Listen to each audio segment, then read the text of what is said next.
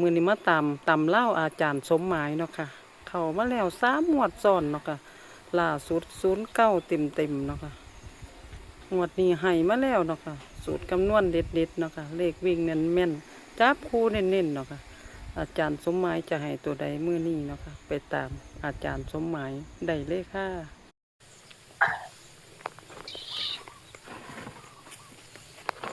ตั้งกล้องแล้วบ่ค่ะตั้งแล้วค่ะครับผมโอ้ยมื้อเช้านี่บ่ได้เอาแต่เช้า ว่าแต่เข้าบ้านบ้างสวยๆไปว่า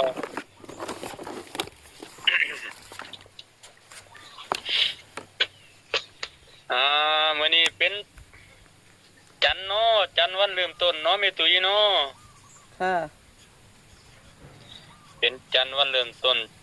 จันทร์ที่3บ่เหรอค่ะจันทร์ที่3ค่ะจันทร์ที่3แม่ตุ้ยอ่าอะไอ้จันทร์ถึงศุกร์ที่ผ่านมาอาจารย์เขา3งวดเนาะค่ะเขา3งวดซ้อนค่ะเขา3งวดครับงวดนี้จะเริ่มวันจันทร์นี่อาจารย์ก็อยากให้ FC พิจารณาไปก่อนบ่ทันอยากให้นิ่นนักหั้นนะมีตุ้ยเฮาเบิ่งกระแสเลขก่อนเนาะค่ะเพราะว่ากระแสเลขจันทร์ที่แล้วมันกระแสศูนย์มันมาแห้งศูนย์เบิดเลยค่ะหาวันเลย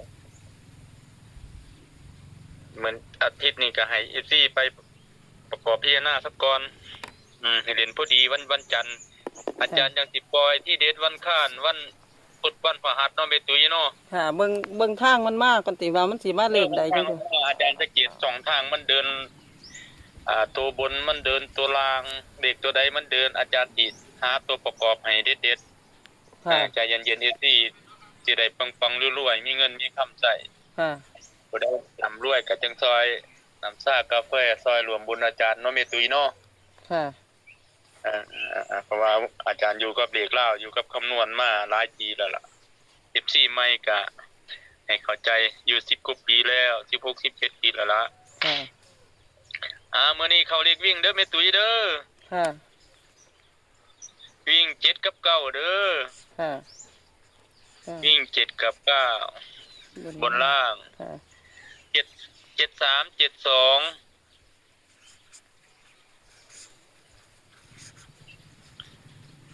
ค่ะ73 72ครับรับเก่าจะเป็น94 95 9495แล้วตัวกันตกกัน70 90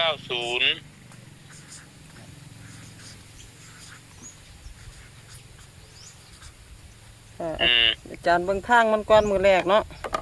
จังสิจับทางที่ให้เล่นพอดีพองามเนาะค่ะอาจารย์มีตัวเน้นบ่ค่ะเน้นจะเป็น73กับ94เด้อค่ะครับคันเดฟซี่จะกลับหัวเอาเองก็64ก็บ่ผิดนะแม่ตุ้ยเนาะค่ะเพราะว่าเห็นบ่อาจารย์นิน06มัน060มันออก9009มันสุกแล้วฮะ94อาจารย์จะให้กลับหัวบ่นี่ลงในนี่บ่คือมันสิหลายตัวและมันตัวเน้นกับ64ไว้แน่ค่ะกลับ64ค่ะตัวนินเนาะเห็นบ่106มันออก9009เนาะมันสุกเนาะค่ะมันออก90บ่ค่ะแม่นค่ะกัน64เนาะอาจารย์กันเลข64กันเม็ดเดียวหั่นล่ะอย่างมันยันเป็นอันนี้อย่างมันเป็น6สรุปเด้อแม่ตุ้ยเด้อค่ะวิ่ง7กับ9บนล่างเนาะค่ะจับคู่73 72ครับ94 95เนาะค่ะตัวกันก็คือ70กับ90แล้วก็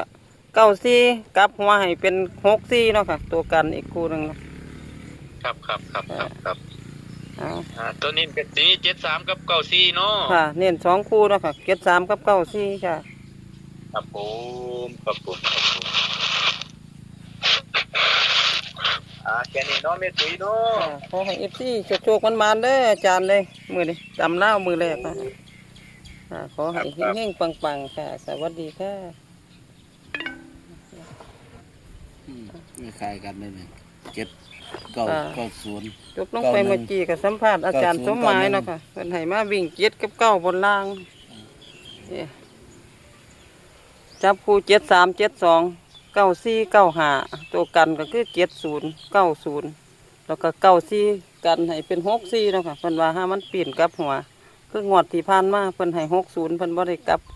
มันออก90เนาะค่ะตามนี้เนาะค่ะ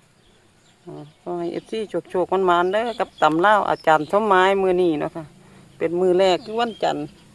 เฮงๆปังๆโชคๆมันๆสวัสดีค่ะ